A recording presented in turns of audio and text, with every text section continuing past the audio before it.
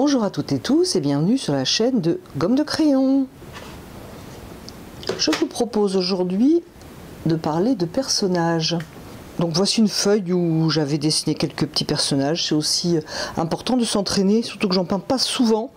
Donc un petit entraînement, hein, c'est comme tout, c'est toujours intéressant et bénéfique. Donc si vous le voulez bien et si cela vous intéresse, je vous garde en ma compagnie avec grand plaisir et nous allons donc parler de personnages. Alors j'ai un petit peu préparé cette vidéo de manière à bien la séquencer en fait pour ne pas vous perdre et essayer d'être le plus clair possible. J'espère que cela sera réussi. Donc pour commencer, si vous le voulez bien, je vous propose déjà de dessiner des petits personnages pour le... Pourquoi petit? De dessiner des personnages pour nos aquarelles.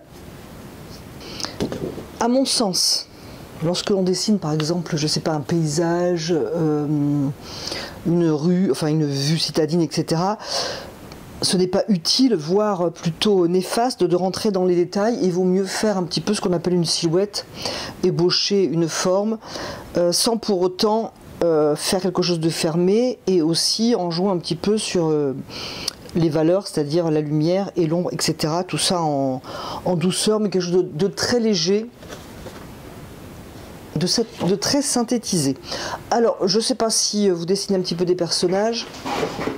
Si vous n'en dessinez pas, moi ce que je vous propose, c'est de partir, pourquoi pas avec un crayon pour se faire un petit peu la main. Alors en gros, on dessine une tête tout à fait sommaire. On va partir de l'idée que, par exemple, la lumière vient de droite. Tiens, pour changer, la lumière vient de droite. Donc on a une sorte de tête. J'avais décidé que je le faisais, je vais reprendre avec mon feutre, de manière à ce que ça soit plus visible à l'image.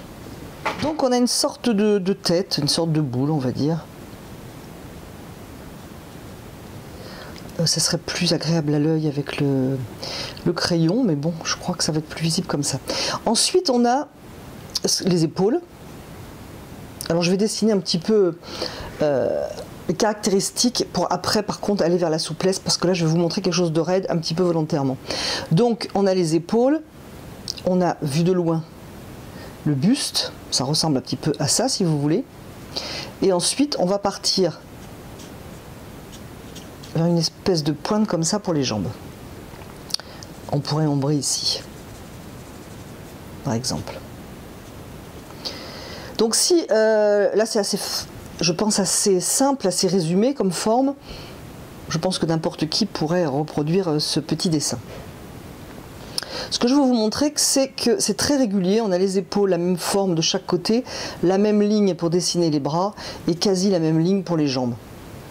Donc ça serait plus agréable à l'œil de refaire, donc je vais vous le refaire, notre tête, ici, la ligne des épaules, on va essayer de varier, c'est-à-dire on ne va pas faire la même de chaque côté, si possible, donner une petite différence, simplement peut-être en la dessinant moins. Ici, on a la forme du buste avec le bras, donc qui fait un petit peu le coude sur en équerre, un coin, on va dire. Et donc, pourquoi ne pas changer? Alors, par exemple, faire un bras allongé, par exemple. Pareil, idem pour les jambes. On a une jambe à peu près comme ça. Et on a l'autre, par exemple, qui pourrait simplement donner une indication de marche. Donc, on ombre, par exemple. On peut avoir une espèce de veste, hein, pourquoi pas.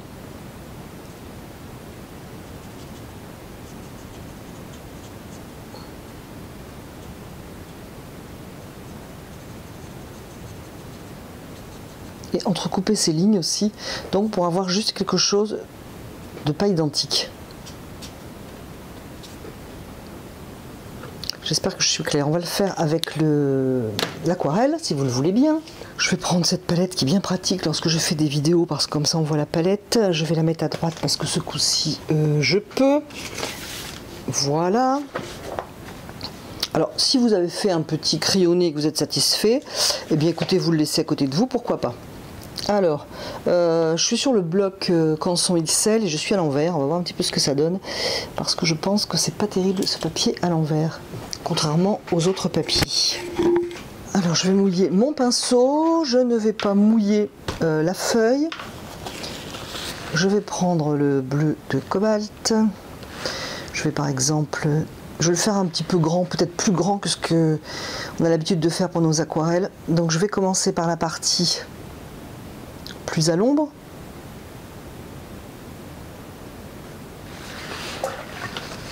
Je rince mon pinceau, je peux venir juste simplement ébaucher la partie la plus éclairée, voire d'ailleurs ne pas mettre de couleur du tout, c'est possible. Ensuite, je vais partir sur l'épaule, par exemple, partir sur l'épaule que j'arrive le plus facilement à dessiner. Imaginons que ce soit celle-là, le coude. Et une fois que j'ai dessiné le mouvement qui m'est le plus facile, eh bien je vais juste varier l'autre mouvement de manière simplement à ne pas faire la même chose,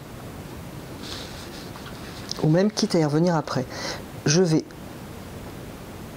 dessiner le mouvement de la jambe, chaussure éventuellement.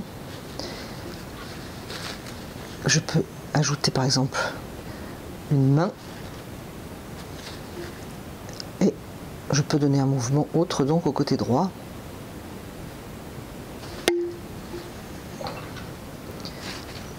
Une petite ombre.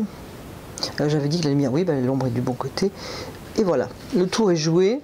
Je peux adoucir un contour, etc., etc. Ce qu'il faut, c'est garder de la souplesse et ne pas fermer ses formes, en fait.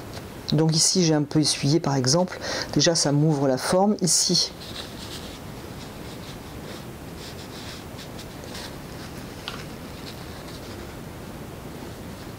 alors ici, on est sur une face, sur un dos, par contre, pardon. Je pourrais très bien partir sur... Bon, c'est très rouge, donc ce n'est pas ce qu'il faudrait.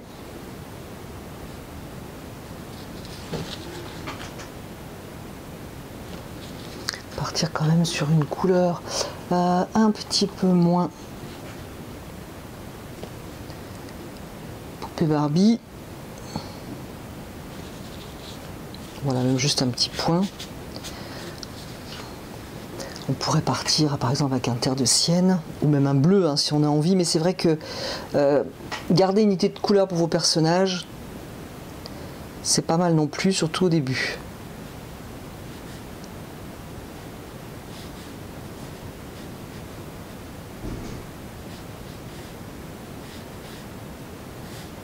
Déjà une fois qu'on a un petit peu ébauché, et après il suffit de partir sur l'ambiance générale pour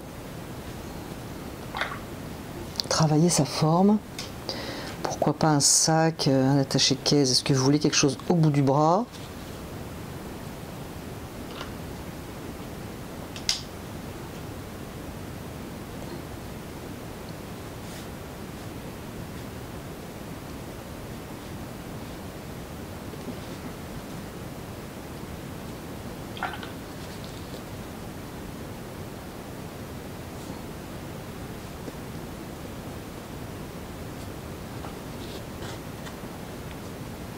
Et qu'on peut bien sûr revenir charger de couleurs éventuellement.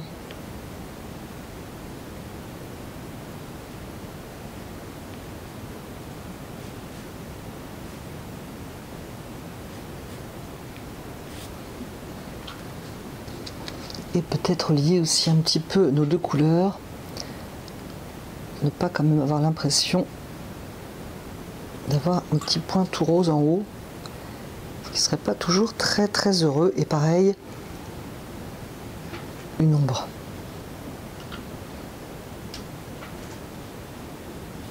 Si ça veut bien. On aurait pu faire le corps un bleu et le visage légèrement couleur visage. Même avec un terre de sienne naturel ou brûlé. Si du coup notre personnage est plus de face simplement. Voilà. À mon avis, il faut rester hyper sobre. Donc ça, c'est le premier point et je vous encourage simplement à vous entraîner. Tout simplement pour faire, vous faites diverses positions, vous pouvez en faire quelques-uns l'un à côté de l'autre, etc. Si vous en faites deux, pensez à les lier par un endroit, comme ici. Nos deux personnages sont liés ici, ce qui évite de faire comme ici, par exemple, deux personnages en plus bien au même niveau, l'un à côté de l'autre. Et sans unité, ce n'est pas très agréable. On va passer au point suivant, c'est-à-dire que ces personnages, eh bien, il faut les mettre dans notre contexte et que c'est là que ça devient un petit peu plus compliqué.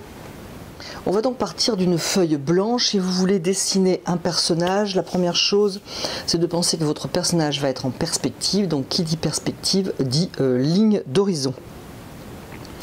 Alors on va prendre peut-être la ligne, enfin la position. Donc ligne d'horizon, elle se définit par rapport à ce qu'on appelle l'observateur, c'est-à-dire la personne qui regarde par exemple le paysage ou une rue, etc. Vous pouvez l'imaginer à la limite pour vous simplifier comme un appareil photo. Lorsque vous prenez une photo, vous avez, et que vous regardez par exemple la mer, ce qui est quand même l'image la plus simple, vous avez la ligne d'horizon bien représentée dans le cadre de votre photo.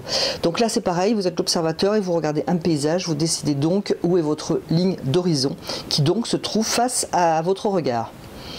On va dire que vous êtes ni en hauteur ni en dessous, donc ça se situerait à peu près ici. Donc vous dessinez votre ligne d'horizon. Alors vous pouvez avoir un personnage placé très loin, comme un petit peu plus près, comme un peu plus près.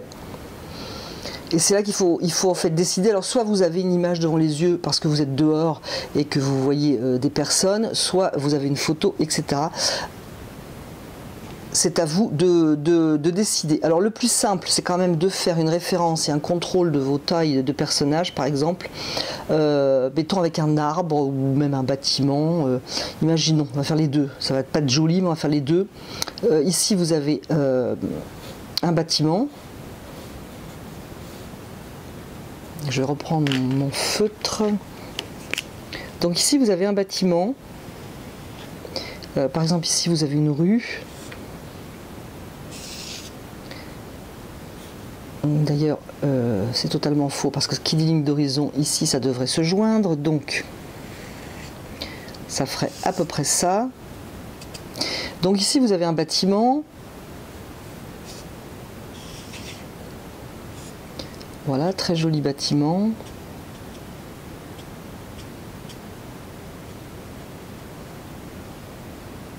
On lui fait une cheminée, voilà, hop hop hop. Donc ici vous avez un bâtiment, donc il est évident que si vous voulez placer un personnage,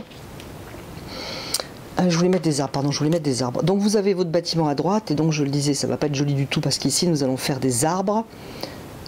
Donc le bâtiment, je pense que l'arbre par exemple ne va pas aller au-dessus du toit, hein, s'il est placé au même niveau, mettons ici. Si vous avez un arbre ici, et que vous ne savez pas quelle taille va faire votre arbre, parce que c'est l'imagination, vous vous doutez bien, je prends mon crayon, que votre arbre ne va pas arriver ici, par exemple, au même niveau, l'arbre ne va pas être plus haut que le haut de cet immeuble, il y a quand même plusieurs étages. Donc imaginons que cet arbre fait à peu près cette taille. Et vous en avez donc un autre, je me sers un petit peu de mon feutre pour que ce soit plus visible. Vous en avez un autre qui est par exemple ici. Donc c'est facile de tracer des arbres en perspective à partir du moment surtout où on a trouvé notre premier arbre.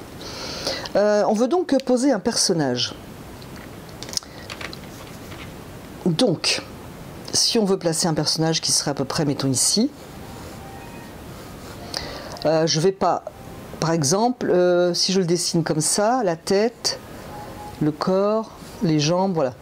D'office, il y a un truc qui ne va pas parce qu'il est presque aussi grand que mon bâtiment et presque aussi grand que cet arbre qui est à ce niveau. Donc là, évidemment, il y a un souci. J'ai vraiment exagéré le trait, mais c'est un petit peu la démarche qu'il faut faire, c'est-à-dire faire une comparaison entre la taille de votre futur personnage et par exemple la taille de ce qu'il y a autour. Si on avait une porte, ça serait à peu près ici. Donc on pourrait dire que notre personnage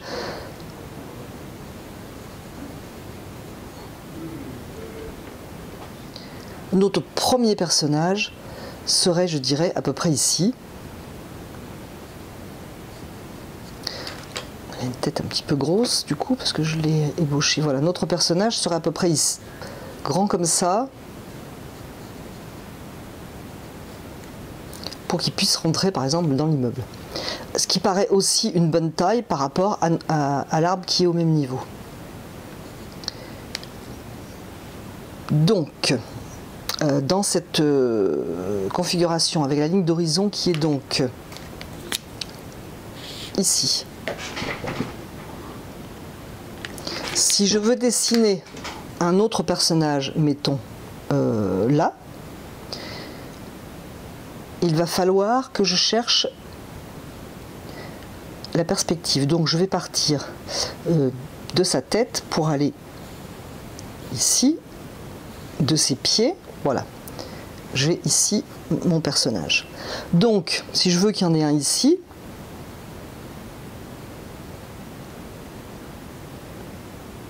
si je veux, il y en a ici, les pieds sont ici, donc. Et je vais tracer mes lignes d'horizon pour avoir mon personnage, qui est fort mal dessiné. Je vais essayer d'être plus... Donc, les pieds ici.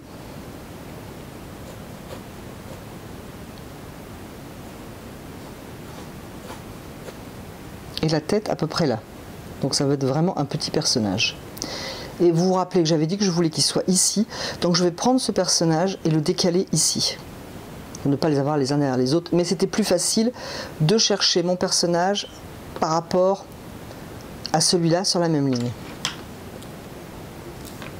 Donc voilà ce que ça donne à peu près. Ce que je voulais dire...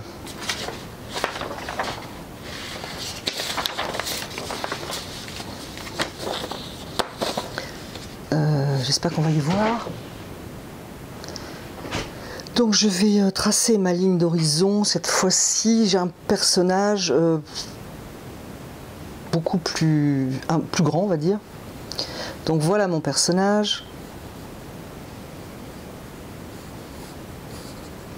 Que je vais d'ailleurs repasser au feutre. Je vais vraiment le symboliser.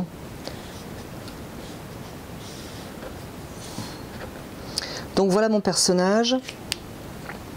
Et la ligne d'horizon, mettons, va se trouver ici. Voilà, je regarde mon paysage, la ligne d'horizon est ici. Ce qui est important, c'est que, donc lui il est là. Si j'ai un personnage qui est à peu près ici, donc qui est très loin, donc qui va paraître plus petit, il est important de chercher sur le premier personnage à quel niveau la ligne d'horizon coupe le personnage. Ici, c'est entre les épaules et le coude.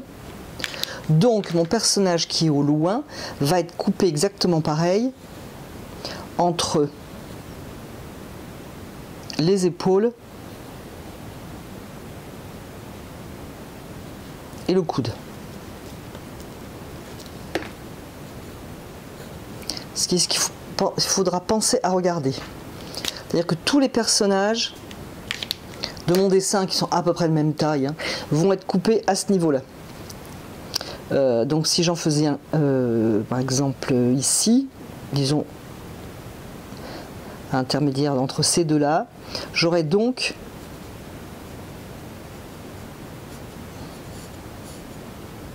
déjà la ligne qui coupe au même niveau, c'est-à-dire entre le coude et les épaules. Déjà, ça aide grandement à dessiner ces personnages et à ce qu'ils soient en perspective.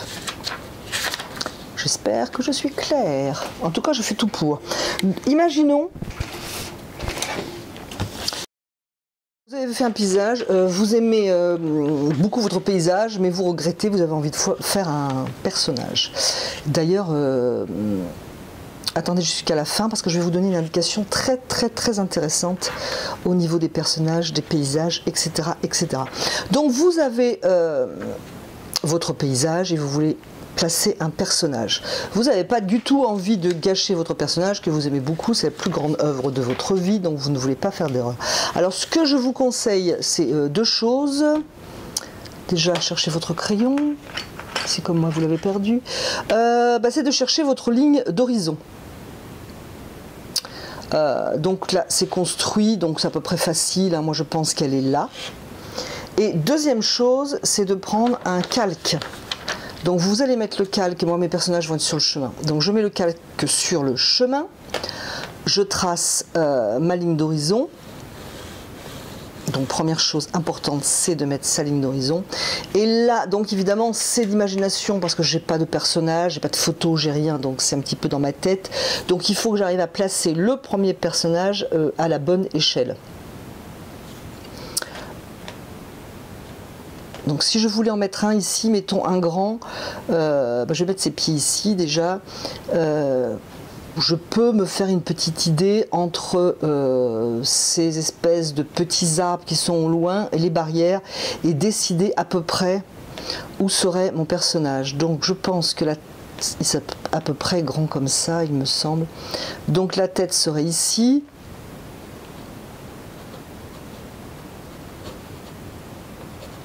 Voilà, je pense que ça donnerait à peu près ça et que ça serait à l'échelle. Et si je voulais en faire un autre, eh bien écoutez, je partirais, ça va être peut-être plus visible plus sur mon dessin tout à l'heure. Je vais partir, donc le point de fuite ici, ça se voit à mon chemin, c'est facile. Et je vais tracer une ligne, par exemple, sur la tête de mon personnage, pied de mon personnage. Et donc j'aurai la tête ici. Et les pieds à peu près ici. Ce qui n'a pas le même problème que ce dont je vous ai parlé tout à l'heure, à savoir une ligne d'horizon qui est beaucoup plus basse au niveau du personnage. C'est-à-dire que si j'avais la ligne d'horizon ici, au niveau par exemple, mettons de la taille, j'aurais tous mes personnages qui ont la taille coupée par la ligne d'horizon. J'espère que je suis claire, hein, parce que c'est très important. Donc voilà, je vous conseille de prendre une feuille de papier calque pour pouvoir bien positionner votre personnage, et puis après vous n'avez plus qu'à mettre un petit trait pour le pied, la tête, etc. Ça évite de gâcher peut-être une aquarelle, et puis ça donne un petit peu de recul pour réfléchir à tout ça. On peut faire l'essai si vous le voulez avec une autre aquarelle. Alors c'est des aquarelles que vous trouvez, je pense, si jamais ça vous intéresse, sur ma chaîne YouTube pour suivre le déroulé de cette aquarelle. Je tenterai de vous mettre le lien quelque part par là. On va en prendre une autre. Donc pareil, que vous trouvez sur ma chaîne YouTube. Première chose, donc à mon avis, hein, prendre une feuille calque. Je vais gommer celle-ci. Parce que d'ailleurs, je crois que c'est l'une de mes dernières.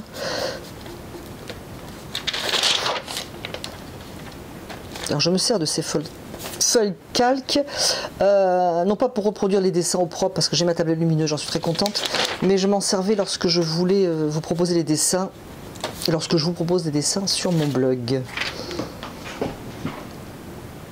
Alors, première question, si je voulais placer un personnage ici, où serait la ligne d'horizon? Moi je dirais, il me semble, qu'elle est à peu près là.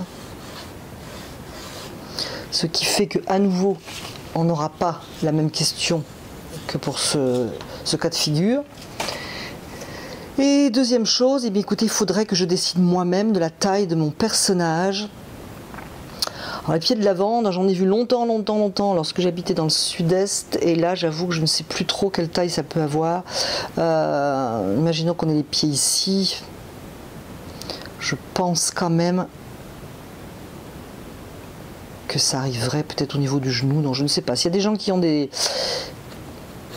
ont près d'eux ou pas loin des aquarelles, des pieds de lavande, et bien écoutez, dites-moi la taille que ça fait, tiens, parce que j'avoue que je ne sais plus.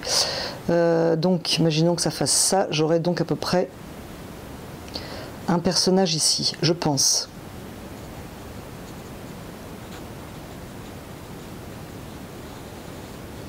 Voilà, j'espère qu'on y verra.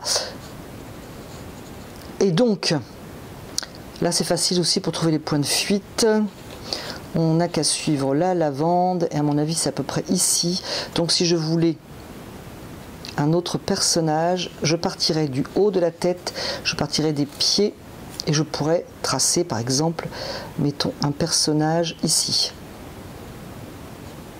J'espère que là vous me suivez, mais si je ne veux pas les mettre les uns derrière les autres, eh bien écoutez, je tracerai une ligne ici, je tracerai une ligne là, et je viendrai donc simplement le décaler.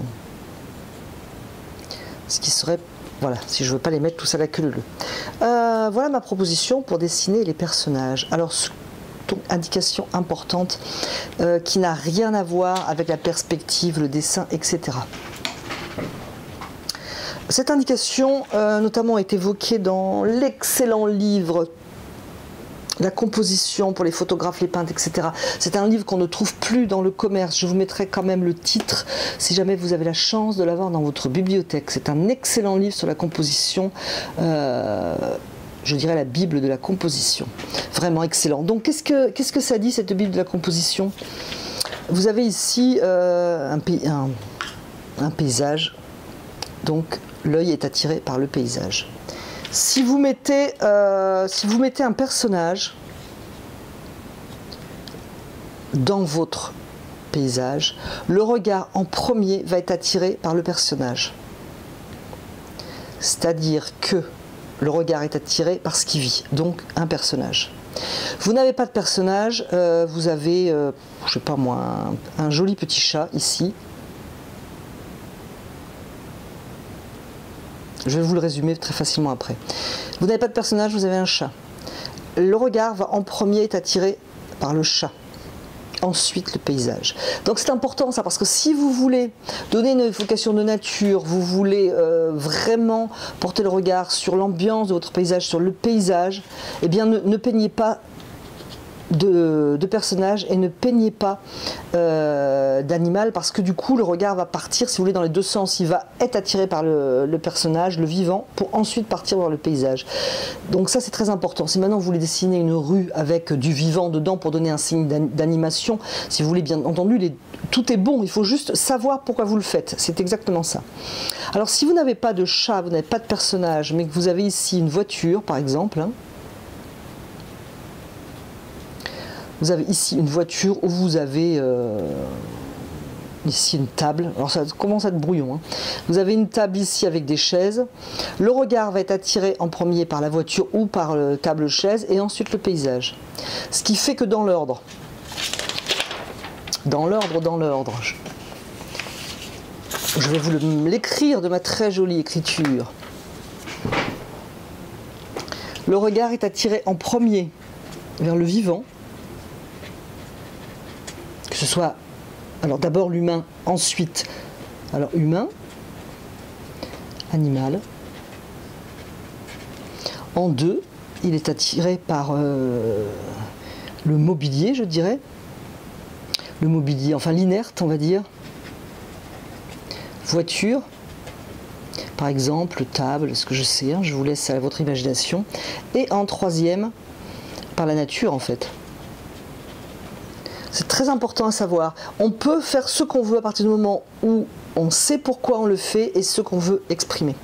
Voilà qui est, je trouve, vraiment très... Enfin moi ça m'intéresse énormément, qu'est-ce qui capte le regard, vers quoi va le regard, je trouve que c'est hyper intéressant.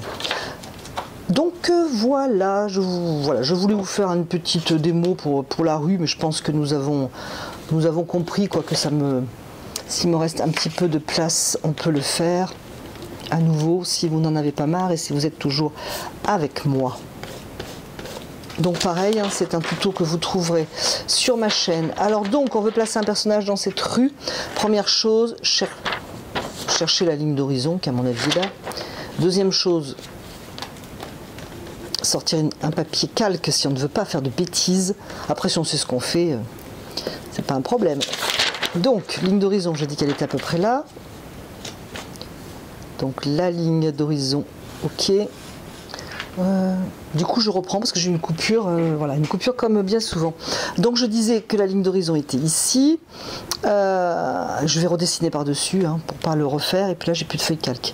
Donc une indication pour la taille, on a les peaux qui peuvent nous donner une indication parce qu'il va falloir dessiner la taille de notre personnage. On n'a pas une image devant nous, de mémoire on ne sait plus trop, etc. Donc qu'est-ce qui va nous aider? Le pot, la hauteur du bâtiment, et bien sûr on a ici une porte, donc là c'est pratique, on sait bien que notre personnage, il faut qu'il passe sous la porte. Donc si je décide que les pieds sont ici, en fonction de la porte, de l'immeuble, du pot, etc., je pense que le haut de la tête se trouve là. Donc voilà la taille de mon personnage. Ce qui fait que si je veux placer d'autres personnages, un petit peu plus loin par exemple, je vais chercher mes lignes de fuite, donc ce qui est pratique dans mon dessin, étant donné que j'ai déjà les lignes de fuite avec ma rue. Donc le point de fuite sera ici, et les lignes de fuite, je vais partir du pied de mon personnage vers mon point de fuite, du haut de la tête vers mon point de fuite. Donc ici ça descend un peu parce que je suis légèrement au-dessus de la ligne d'horizon.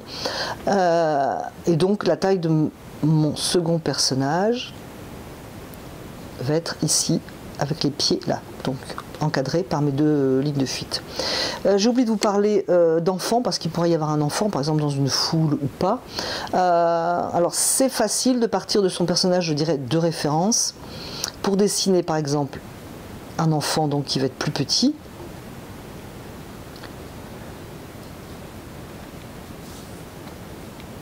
On a bien le rapport, voilà, on a un adulte, là on a un enfant, on imagine bien que c'est pas un défaut de dessin, que c'est donc un personnage plus petit.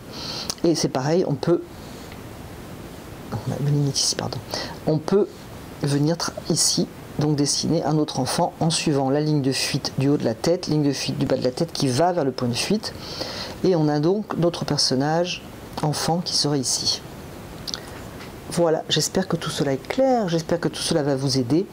J'espère que cette vidéo vous aura plu, que vous aurez eu plaisir à la regarder, et que surtout cela va vous apprendre des choses et vous aider à dessiner vos personnages. Si vous avez des questions, n'hésitez pas à me poser des questions qui vous tarbustent l'esprit en commentaire, ce qui me permettra d'y répondre, et donc d'y répondre de manière collective. Ce sera bien, je pense, pour la communauté Gomme de Crayon. Je vous remercie d'avoir regardé, écouté cette vidéo, et je vous dis à bientôt sur la chaîne de Gomme de Crayon.